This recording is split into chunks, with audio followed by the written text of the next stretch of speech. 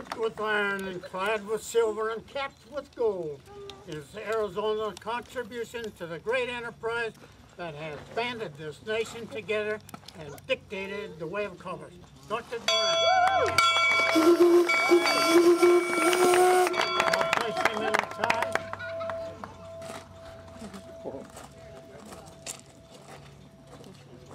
Now, friends, it is not only my duty, but my honor and privilege to present a man of vision, a man of courage, a humanitarian, and one who is highly esteemed for those of us who are privileged to call him our friend. He is a Californian whose farsightedness has contributed to a large measure of the success in the great enterprise. Ladies and gentlemen, the President of the Central Pacific Railroad, Governor Leland Stanford.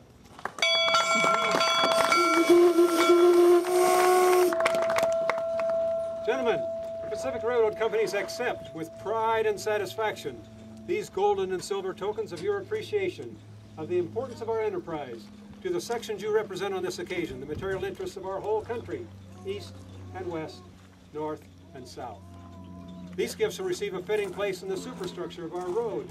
And before driving the last spike, allow me to express the hope that the great importance which you are pleased to attach to our undertaking may be in all respects fully realized.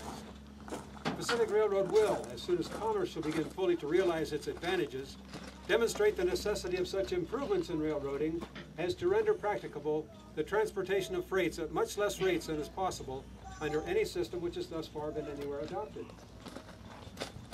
The day may not be far distant when 3 tracks will be found necessary to accommodate the transit and travel that will seek a commerce that will seek a transit across this continent.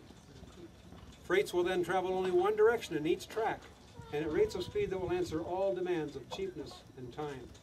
Cars and engines will be light or heavy according to the speed required and the weight to be transported. In conclusion, I will add that we hope to do ultimately what is now impossible on long lines, but will soon be possible by CSX.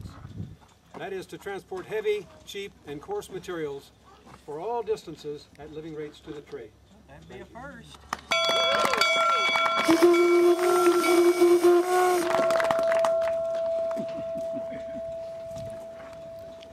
Thank you, Governor Stanford, for your astute and timely remarks.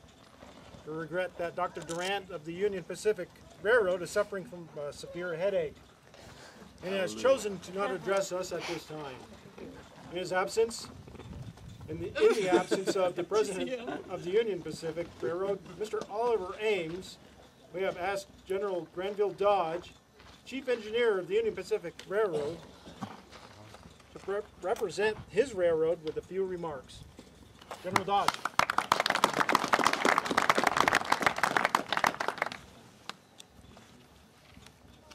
Gentlemen, the great senator from Missouri, Thomas Hart Benton, has proposed that a large statue of Columbus be erected on the highest peaks in the Rocky Mountains, pointing westward, denoting a great route across this continent.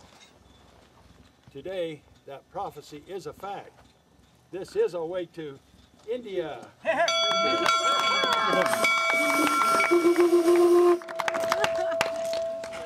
Thank you, General Dodge. Ladies and gentlemen, we have almost reached the moment for which you and the nation have been waiting.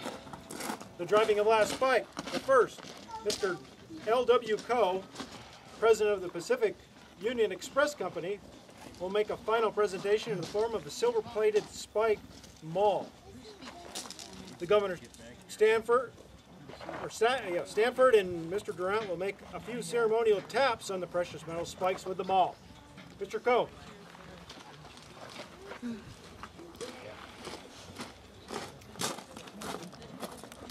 Railroad officials, honored guests and friends, it is the privilege of the officers and workers of the Pacific Union Express Company to express their appreciation of your enterprise and have expressed the silver hammer expressively for this occasion.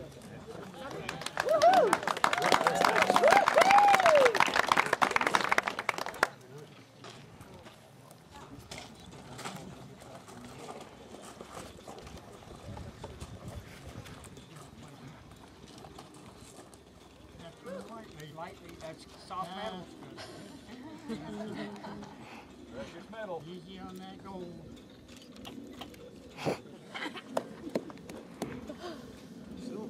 See how you re-drilled it before? Just one.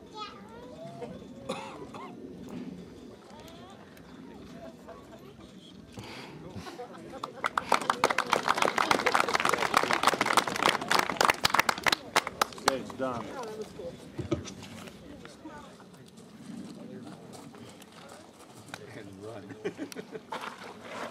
At this point, we should explain that the last spike is a regular iron spike, which can be driven with a maul.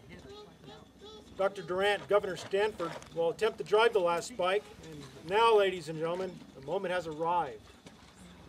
Mr. Schilling reports that the New Orleans and Boston have wired that they are ready and waiting. Indeed, throughout the length and breadth of the entire nation, coast to coast, and from north to south, people everywhere are anxiously waiting.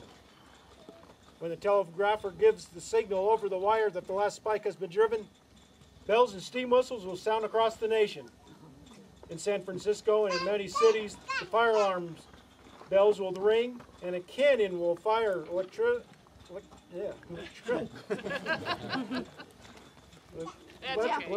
in a salute at Fort Point.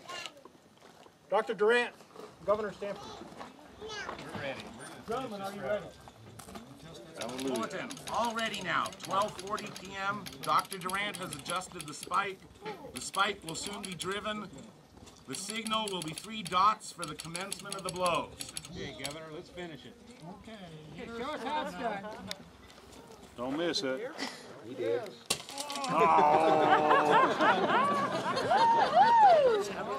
Promontory to the country. Bulletin, D-O-N-E, done. Oh, cancel that last bit. 10:24 there. I gotta see if I can hit it first. This one here, okay. Yeah. Oh, yeah. The bourbon was good. Real good.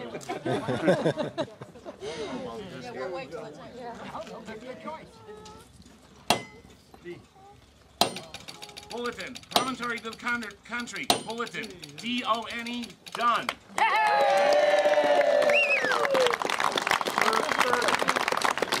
The whistles. Yeah, false starts, but. And henceforth, there's but one Pacific Railroad in the United States.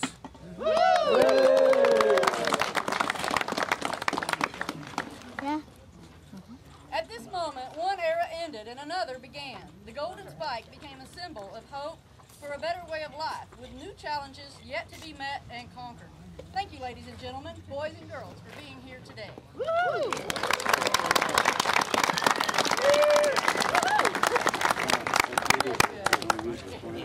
Let's hear 3 cheers for the Central Union Pacific. Hip, hip, hip. Hooray! Hip, hip, hooray! Hip, hip, hooray! Union Pacific. Okay, ladies and gentlemen, let's get 3 cheers for the Central Pacific. Hip, hip, hooray! Hip, hooray! All right, let's get 3 cheers for Hall.